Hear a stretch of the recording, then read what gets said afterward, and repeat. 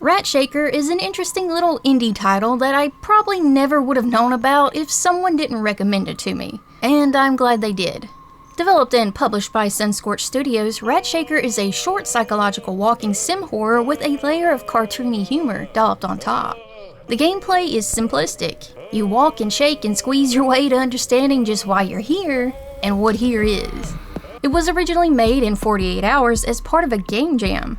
However, it has been reworked a little since then, and that's the version that I've experienced.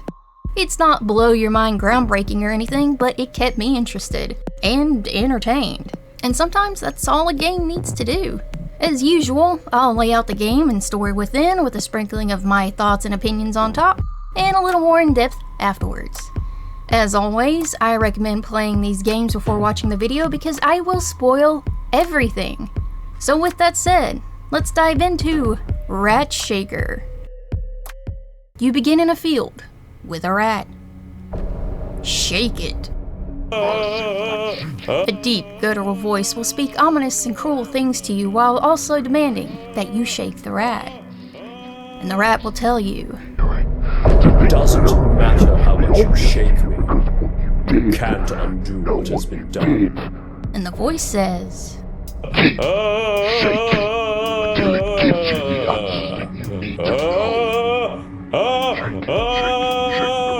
you will shake and squeeze the rat until you break his will. I yield.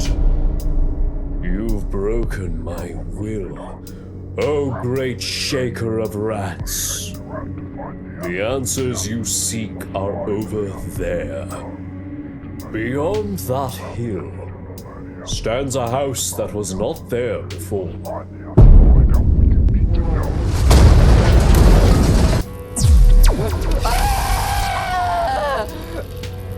A truly cataclysmic turn of events.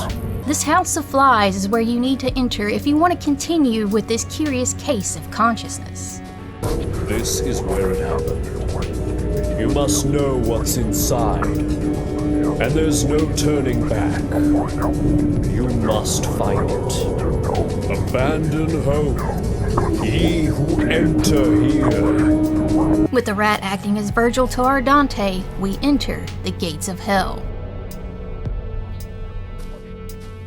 From that intro alone, we can surmise that this guy has some deep repressed memories that are none too pleasant. However, this is his journey to remembering and repenting. Or something like that. Inside is a normal house, with normal appliances. There's a lot of stuff still packed up and wrapped up, like someone's recently moved in. And going by the photographs in the bedroom, the fireplace mantle, and the entryway, it looks like it's a married couple with a pregnant wife. Anyway, it feels cozy in a way, like it would make a nice home for a small family. There's one door that won't open, however, the one to the basement. Squeezing the rat at the TV will play the RATSHAKER commercial. Are you tired of dealing with pesky rats that... Notice how the voice sounds exactly like the rats? Keep that in mind. For now, after the TV turns off, a ripped piece of photograph will eject out of the VCR. Damn son, what's wrong with your hands? Is that blood? Soap and water are a thing, you know. Moving on from his grubby hands, the basement door is now open and we can head downstairs into level 2. The hallway leading to this level is littered with beer bottles and newspapers. Getting a good look at the paper reveals the headline, "Husband labeled prime suspect in double homicide."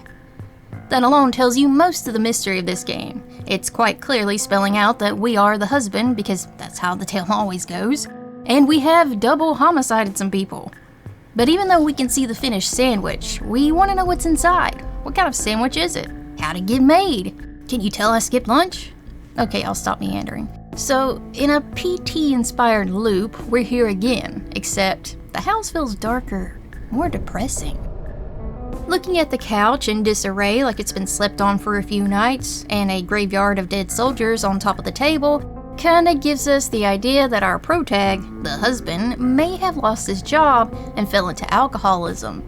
and turned to late-night TV and VHS tapes while he drank himself to sleep. The fact that there are a plethora of photographs of the husband holding a beer while the only other photos sit mostly out of sight and shrouded in dark adds to that idea. And even more, it makes it seem like a fissure is formed between the couple, pushing her further from his thoughts. But that's not the only thing different about this level. There are some minor, yet deadly changes. She never loved you. Stop running. And some major weirdness, like this ghost baby. Heading into the room bathed in red, we'll find a crib with a pixelated bloody mess and a tide of rats climbing out of the vent and into the crib. It's grating, and the only way to stop the noise is to squeeze. Another piece of the photograph will be revealed on top of the painting above the crib. And this is where we find some interesting environmental storytelling. That painting looks very much like a rat-ified version of Ivan the Terrible and his son Ivan, in which it depicts the first Tsar of Russia cradling his son after having struck him fatally in a fit of rage, and thus shows the Tsar in a state of anguish and remorse as he holds his dying child. Kinda feels like the game's telling you something with that. However, now that you have the second picture scrap, you can now descend to level 3. This time the stairs lead you to a room of static where everything is forgotten gravity exists, and you'll be given the objective: find her. It seems this place has taken all of his issues and personified them into an environment, which leads you to question just why are there floating burnt bodies in this hallway?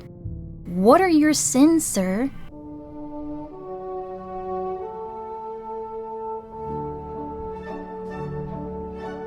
Once back in the main house, our protag will crack the rat like a glow stick, and now every time we shake it, it glows brighter. A small help in the dark corners we're about to venture into. The house is now gross and gives off a malevolent feeling. Flesh grows on walls, shit and blood are everywhere. Bodies can be found on the floor and in flesh. And I got into a screaming match with a floating blob of pixels. And yes, the stove will still kill you. Navigating through Pan's tiniest labyrinth, we'll find the basement stairs again. And after a very long walk, we'll be in a basement dungeon-like interior. Iron bars are everywhere, creating nonsensical layouts, like makeshift prison cells with big blue barrels of acid, bathtubs, and dirty mattresses. It all gives off, a bad vibe. Further along, things get even weirder. Before a flesh-covered door, we'll see a hand helpfully holding out the third piece of the photograph. On to level 4. After maneuvering through this little maze room with a bed and body at the center of the room, we'll pass through a hallway of all the rat paintings that depict a number of real-life paintings, like Saturn devouring his son. It's just a short little walk till we find the last piece of the photo, which quite clearly depicts a woman and a large hand reaching for her neck. Remind you of something? Wonder if she knows what happened under her own floorboards. Is that a Telltale Heart reference? I think it is. Have led you here. There is no going back now. Face the truth. I don't think this was literal, despite what we're about to see. I don't think the rat was saying that our protag actually had a weird, elaborate dungeon full of bodies in the basement. Going further into this level, you can see that it's mostly for shock value, at least I think. It's meant to depict descending deeper into hell, deeper into this man's sins. Lots of bodies and flesh and mannequins, because there are always mannequins. And so much poop. I like a good poop joke from time to time, but at this point I'm starting to think someone has a love for it on another disgusting level. Does somebody not know how to flush a toilet after they've had a shit? We'll also see what has become staples in these levels. The televisions, the RATSHAKER box, beer, all shoved into this grimy, flesh-filled area.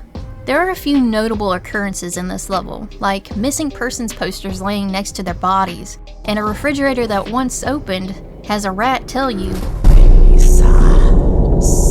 But you can't. Our boy isn't done cooking yet.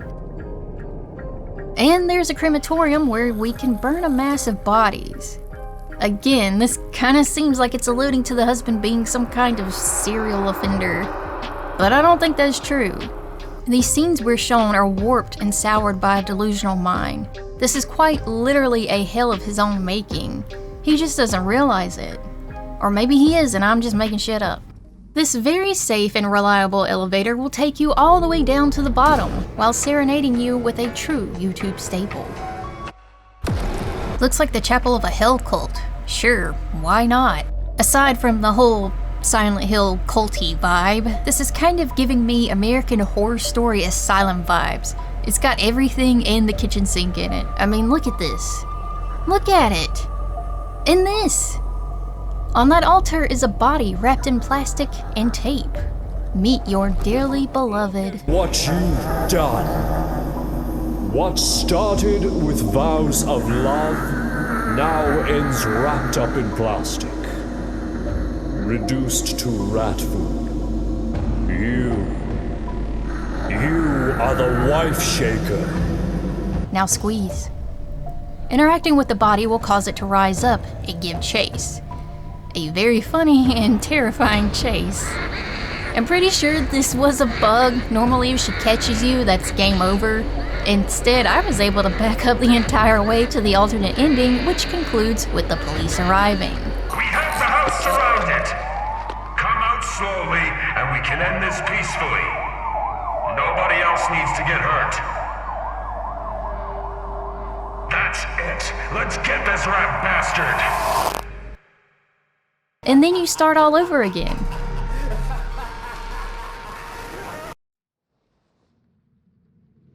RATSHAKER wasn't really hiding the truth. It plainly spelled out that the protagonist was a father and a husband who lost his job and turned to alcohol and depression and late night television, which is why you see beer bottles and lots of TVs. It's also probably the reason for the premise of the game, being that you're using a product from an infomercial, RATSHAKER, and specifically Rat because he was called a Rat bastard by the police. Add a touch of possible schizophrenia, and you have a bad combination. In his depressed alcoholic state, the sound of his child crying enraged him, leading him to shake and squeeze until it didn't anymore. And then he did the same thing to his wife. And then he was arrested and imprisoned, hence the prison cell dungeon aesthetic in places. And then, well, I assume he probably offed himself, and that's how he ended up here. In what's probably purgatory for this probably Catholic man because Catholicism is a popular horror trope. And this game is full of popular horror tropes. The violent act of shaking and squeezing the rat mimics what he did to his family, and he's made to do this cruel action over and over and over again. The rat is his subconscious, both torturing him with terrible lines and trying to get him to reconcile with what he's done, leading him to the truth. Perhaps when he's excised all his sins, he'll actually be able to go through that refrigerator and face his sins and finally ascend to heaven. But that could be a long time coming, and this game is only a couple hours at most. And you know, he could actually just be in hell, so. There's a few words I can use to describe this game and the experience. It is very much a Halloween game for streamers.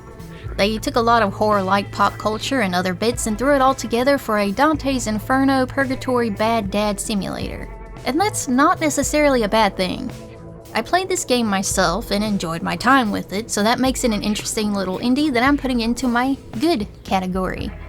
You're not going to find anything new with this title, like I said, but it's a one-sitting game that's meant to be entertaining for a couple hours. Sitting at $3 on Steam and available on just about every console and other gaming site that I can think of, it's worth the price. And that's gonna be it for RATSHAKER, but stay tuned for more in-depth entertaining videos in the future. Thank you all for watching. If you made it this far, you are the GOAT.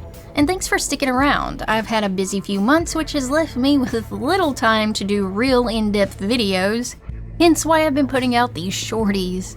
However, next month, fingers crossed, I do have a longer video planned and I think y'all might enjoy it. In any case, thank you again for watching and I'll see you again on the Midnight Goat.